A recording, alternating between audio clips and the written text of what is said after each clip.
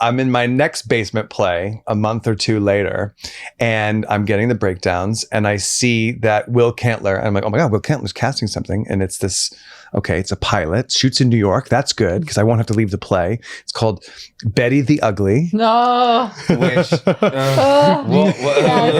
we've already talked about how fucking stupid that was. Yes. And I'm looking down and I see, and I'm like, okay, this was the thing back then for me. The breakdowns would always be like, he's a tough as nails cop with a heart of gold. He's handsome. He's rugged. It was always like all of these things. And I would read the description and I'd be like, oh, that could be me. That could be me. That could be me. That's probably not me. That's not, okay, this isn't me. By the end of the description, it was never me. Yeah. The longer the description, the less likely I was to be right for it. And it's Betty the Ugly, and I was like, this character, no, probably not. And then they got smaller and smaller as I went down the list. And I remember there was Walter, and I was like, Walter, that's a really short description. That's probably not, I don't know if that one's me. And then it said Mark, bitchy gay assistant. And I was like, bingo! Bing! Bing, bing, bing, bing, bing. I could get that one. I bet I could get that one. And so I called my agent and I said, I've just read this breakdown and there's this character that I think I could play. So let's see if we can get me an audition for it, please. And she was like, no, you do series regulars. And I was like, what do you mean? And she's like, this is a co-star role. Well, I can't submit you for a co-star role because then everyone will think that that's what you do. You do series regulars. And I was like, I did series regular. Wow. I don't do series regulars. That show wasn't picked up. Nobody saw it. I did series regular, and I'm no longer a series regular. I'm no longer in it. That show does not exist anymore.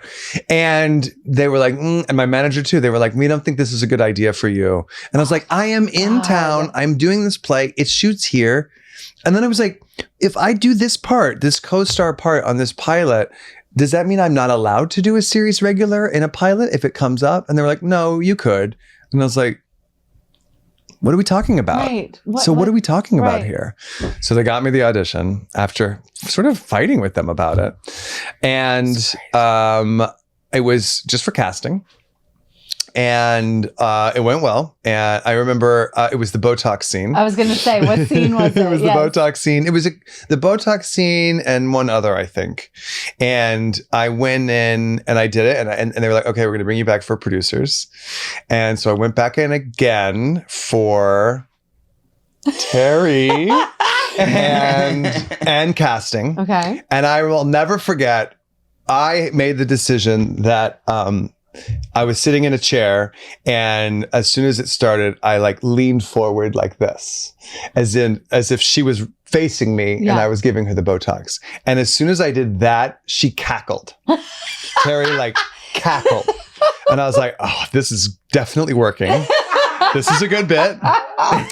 Putting her in front of me is a really smart idea. It's a really good bit. Yes. And she was very nice. And she was like, good. And then I went away and I was like, okay, I don't know what's going to happen. And I was like, try to forget about it. That went really well.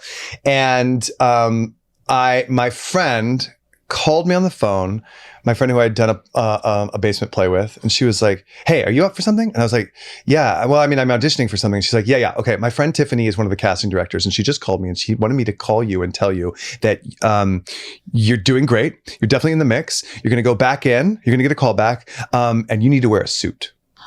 And I was like, I don't have a suit. Do you remember what you wore? Do you remember what you were wearing for the first? I had been wearing probably like a vest or something, but it wasn't fashion. Got it.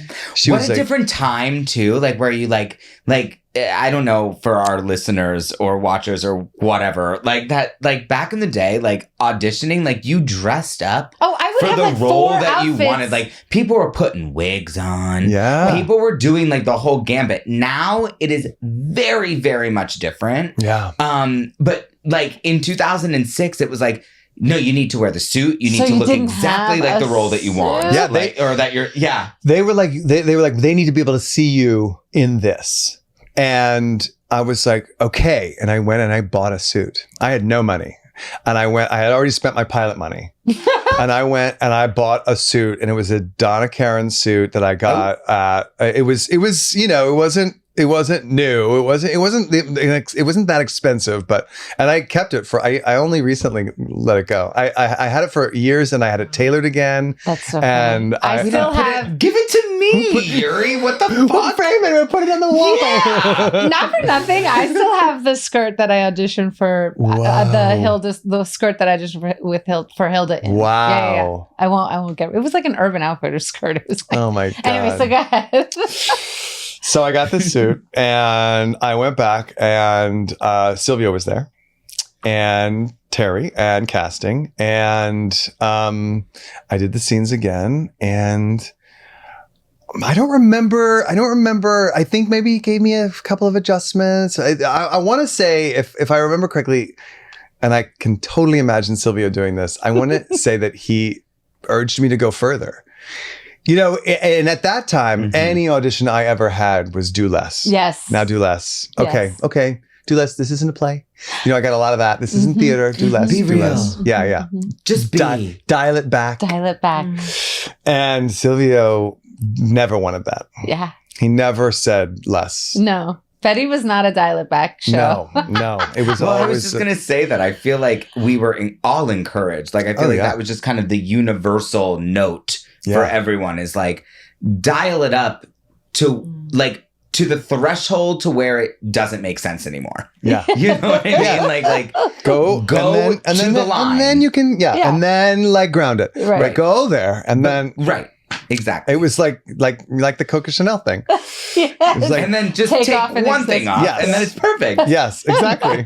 Like Justin knows in that scene. Famously, so you got the part. So I got the job. So and my agent did that stupid thing where they call and they're like, "Well, I really thought that was going to go this time," and I was like, "Oh, I didn't get it," and she's like, "No, you got it."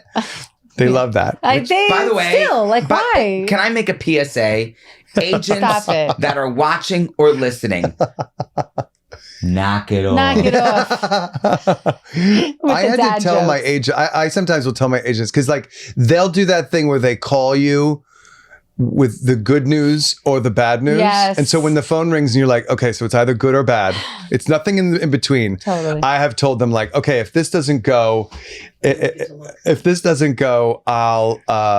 just text me. I don't want a phone call. We don't have to get on the phone about that. I was just going to say, text me. if it's bad, text. If it's bad, just text me. And I'm getting intel from Terry Weinberg right now that you were one of the highest testing characters on Ugly Betty, period. Period.